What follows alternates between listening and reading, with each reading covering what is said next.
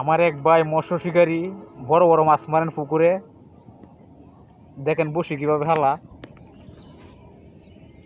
ভাই আপনার কিছু বলার আছে বলেন। আমি কি বলবাম, মাঝে কাটা বসি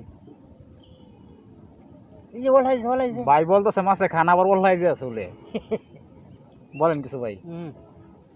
আবার কোয়ার মতো কিছু নাই, মাছ ওই দিয়ে জীবনে শেষ। ভাই অনেক রোদের মধ্যে পরিশ্রম করে মাছ মারতেছে, রোদ হলে তার জীবনের শেষ।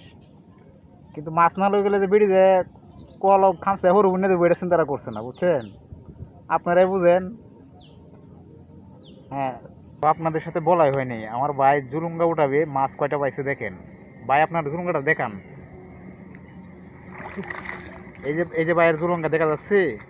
ভাই এই অল্প একটা মাছ মারছে সারাদিন পরিশ্রম করে। ভাই আপনার কিছু বলেন।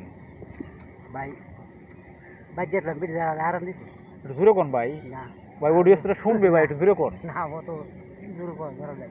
ভাই বলতেছে বাইক গেছিন মাছ ছাড়া আসুন ধরে দৌড়ান দিছে। আচ্ছা আপনাদের মন্তব্যটা কি কমেন্ট বক্সে জানিয়ে দিবেন। ভাই আমার রৌদ্রপুরে পরিশ্রম করে মাছ মারছে দেন ভাইয়ের ছিপ এই যে বসি দেখছেন।